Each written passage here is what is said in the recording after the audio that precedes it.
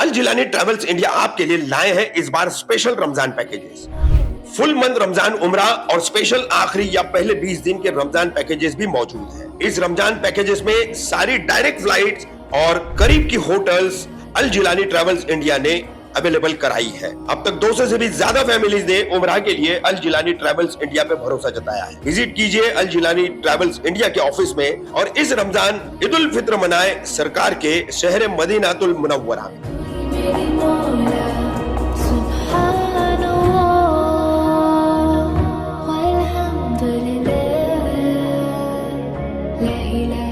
धार्मिक कार्यक्रम में भड़काऊ भाषण को लेकर एक उलेमा, मदरसे का एक छात्र और आयोजक ऐसे 3 लोगों के खिलाफ मुमरा पुलिस ने किया मामला दर्ज। 5 फरवरी को कौसा अलमास कॉलोनी में हुआ था धार्मिक कार्यक्रम। देखिए कैसे था यह कार्यक्रम और क्या है पुलिस की कार्रवाई।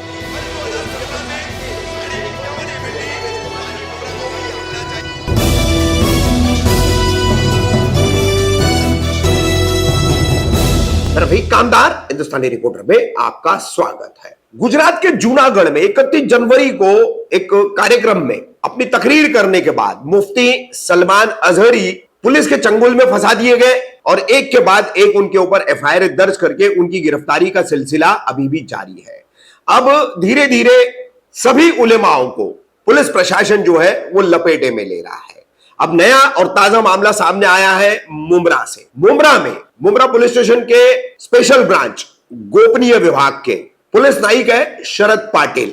इन्होंने 8 फरवरी को मुमरा पुलिस स्टेशन में एक शिकायत दर्ज कराई है। अब ये शिकायत क्यों दर्ज हुई तो आइए हम बता दें कि विजय गजेरा उर्फ विजय पटेल का ये ट्वीट है। इस ट्वीट के बाद पूरे थाने पुलिस आयुक्तालय आज से 4 दिन पहले काम पर लग गया था और काफी गहमा गहमी में पुलिस स्टेशन में एसीपी, डीसीपी, जो नए एसीपी आए हैं, नए डीसीपी है बुरसे और नए सीनियर ज्ञानेश्वर साबले, इन सबकी मीटिंग हुई। मीटिंग होने के बाद में इस कार्यक्रम की चर्चा हुई। इस ट्वीट को लेकर के जो मौलाना मोहम्मद सैयद मोहम्मद सबात हुसैन, इनका एक वीडियो ट्वीट किया गया था।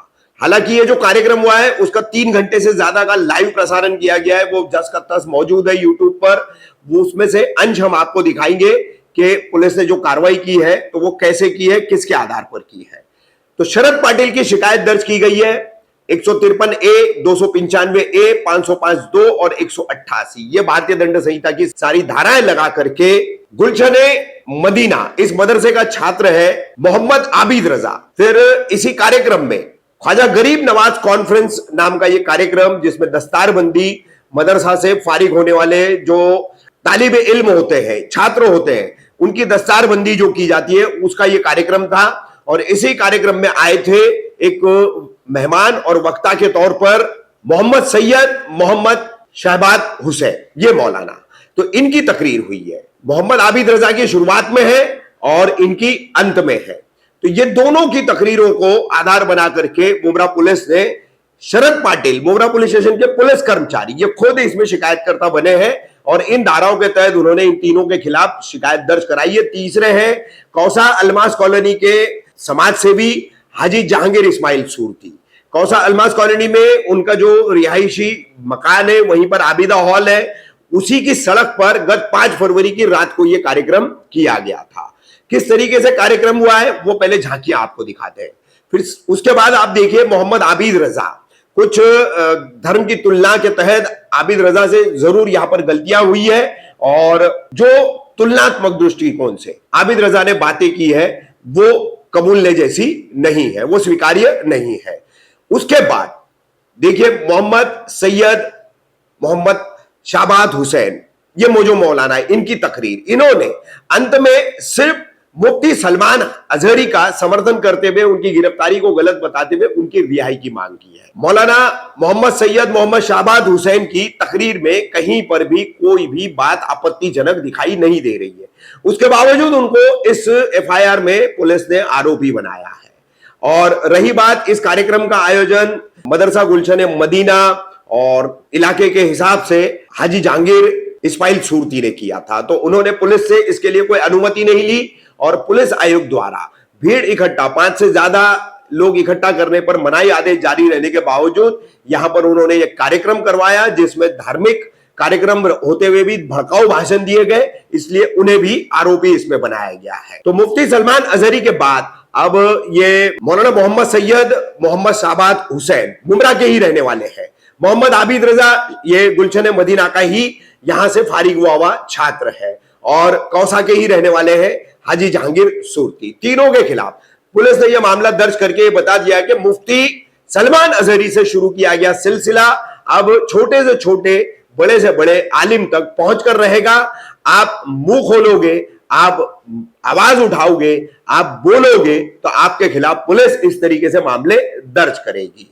मोहम्मद आबिद रजा की बताया जाता है कि जिसकी हम पुष्टि नहीं करते, लेकिन बताया जाता है कि अभी वो नाबालिग है, कोई 16 या 17 साल की उम्र है और इस कम उम्री में उत्तेजना में शायद तुलनात्मक जो है धर्म की दृष्टि से मोहम्मद आबिद रजा बातें कर बैठा है। मूर्ति पूजा के खिलाफ की जाने वाली जो बातें होती है अक्सर कोई भी धार्मिक प्रचार करने वाला व्यक्ति करता है, तो उसी तरीके से वो बातें मोहम्मद आबिद रजा ने। तो सबसे पहले आप देखिए क्या कह रहा है मोहम्मद आबिद रजा, जिसके बिना पर उसके खिलाफ अपराध दर्ज किया गया है।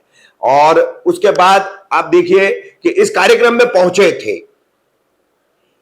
हजरत मोइन मियां अशरफी के भाई सैयद अली अशरफ, उनके दूसरे एक भाई हुसैन मियां, वो भी स्टेज पर मौजूद है। सैयद अली भी आए हैं, उनका भी इस्तकबाल किया गया है।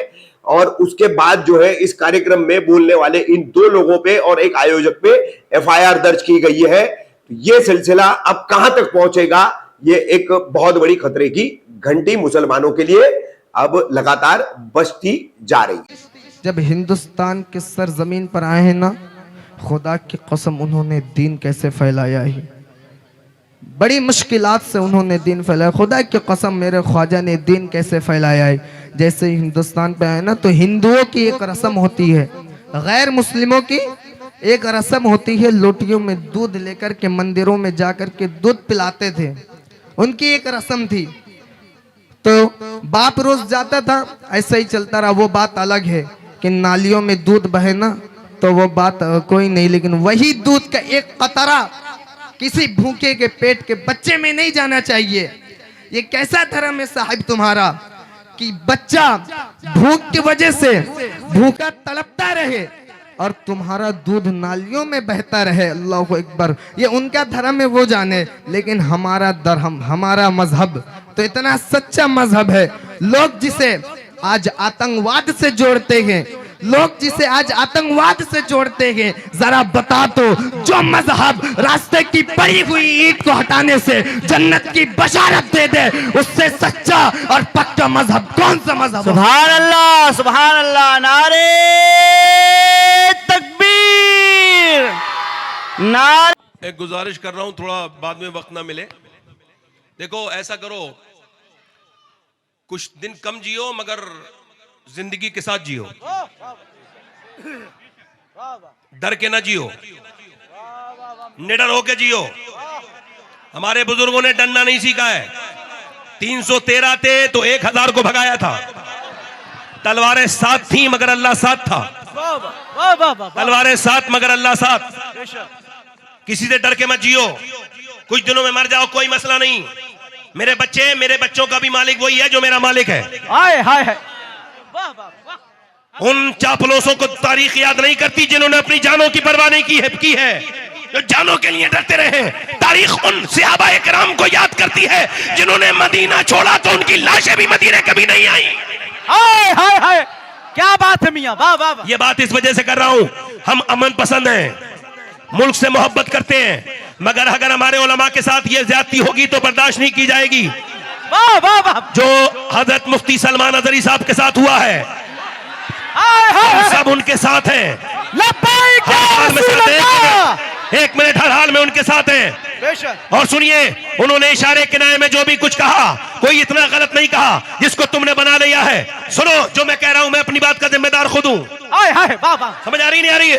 उन्होंने जो कुछ कहा, तुमने बड़ा उसको घुमा फिरा के ऐसे वैसे कर दिया, तुमको बड़ी तकलीफ हुई। उन्होंने कहा, और जो तुम कहते रहते हो, ये तुम्हारे जो लोग कहते रहते हैं, सुबह शाम जो बयानबाजी करते रहते हैं, उसमें जिसने दिल्ली में यह कहा था कि गोली मारो सालों को, उसके साथ तुमने क्या किया, उसके साथ क्या किया। ये जो और बकते रहते हैं, इन्हें समझाओ, इन्हें लगाम दो, इन्हें समझाओ, उन्हें बनना, इन्हें यह भी बता देना कि तुम ऐसा बोलना नहीं जानते जैसा अल्हम्दुलिल्लाह हम बोलना जानते हैं।